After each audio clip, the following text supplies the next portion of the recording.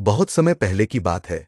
उज्जैनी नाम के राज्य में राजा विक्रमादित्य का शासन था। राजा विक्रमादित्य अपनी निडरता, न्यायप्रियता और उदारता के लिए पूरे राज्य में प्रसिद्ध थे।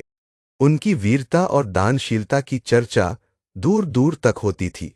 हर रोज दूर दूर से लोग उनके दरबार में अपनी समस्याएं लेकर आते और राजा न केवल उनकी बात ध्यान से सुनते बल्कि उनके कष्टों का समाधान भी करते थे। एक दिन का उल्लेख है। राज दरबार सज चुका था और राजा विक्रमादित्य अपनी प्रजा की समस्याएं सुन रहे थे। तभी एक तपस्वी दरबार में आया और राजा को एक फल भेंट किया। इसके बाद वह बिना कुछ बोले वापस चला गया। राजा ने वह फल अपने कोषाध्यक्ष को दे दिया। इसके बाद यह सिलसिला हर दिन चलने लगा। तपस्वी प्रतिदिन राजा के दरबार में आता, उन्हें एक फल देता और चुपचाप चला जाता। राजा भी बिना कोई प्रश्न किए फल को कोषाध्यक्ष के हवाले कर देते। इस तरह 10 साल बीत गए। एक दिन जब तपस्वी फिर से दरबार में आया और राजा को फल दिया, तो इस बार राजा ने उसे कोषाध्यक्ष को नहीं दिया। उस समय वहां एक बंदर खेल रहा था। राजा ने वह फल बंदर को खाने के लिए दे दिया। बंदर ने जैसे ही फल को फोड़ा, उसके अंदर से एक चमकता हुआ रत्न निकला। उस रत्न की रोशनी इतनी तेज थी कि दरबार में बैठे सभी लोग हैरान रह गए। यह देखकर राजा को बड़ा आश्चर्य हुआ।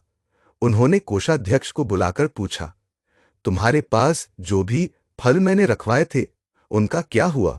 कोषाध्यक्ष ने बताया, महाराज, वे सारे फल राजकोष में सुरक्षित रखे गए थे। मैं उन्हें अभी लेकर आता हूं। थोड़ी देर बाद कोषाध्यक्ष वापस आया और उसने बताया कि सारे फल सड़ चुके हैं, लेकिन उनके अंदर से बहुमूल्य रत्न मिले हैं। यह सुनकर राजा बहुत प्रसन्न हुए और सभी रत्नों को राजकोष में रखने का आदेश दिया। इसके बाद जब तपस्वी अगले दिन फिर से फल लेकर आया, तो राजा ने उसे रोका और कहा, मैं यह फल तभी लूंगा जब तुम यह बताओगे कि तुम मुझे हर दिन इतने कीमती उपहार क्यों देते हो। राजा की बात सुनकर तपस्वी मुस्कुराया। उसने राजा से कहा, हे राजन, मैं आपको इसका कारण बताने के लिए तैयार हूं, लेकिन इसके लिए हमें एकांत में चलना होगा।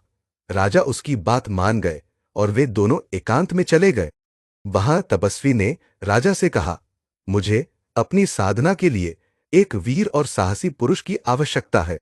आपसे अधिक योग्य व्यक्ति मुझे कहीं और नहीं मिलेगा, इसलिए मैं पिछले कई वर्षों से आपको इन रत्नों से सम्मानित कर रहा हूं। तपस्वी की बात सुनकर राजा ने उसकी मदद का वचन दिया। तपस्वी ने कहा, अगली अमावस्या की रात को आपको मेरे साथ श्मशान आना होगा।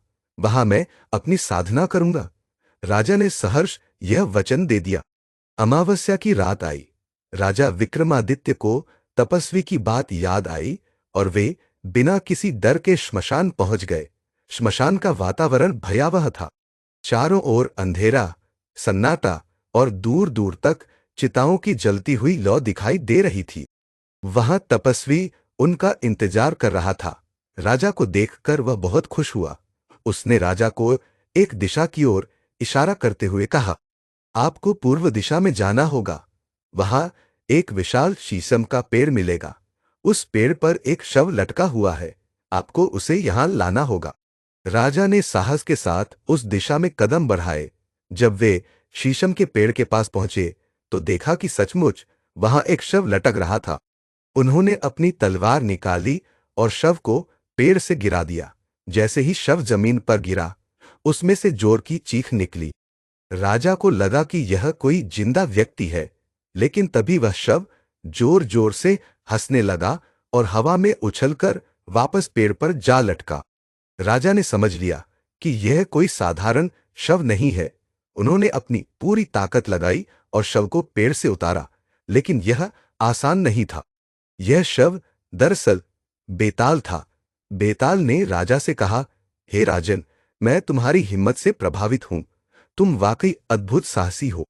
मैं तुम्हारे साथ चलने के लिए तैयार हूं, लेकिन मेरी एक शर्त है।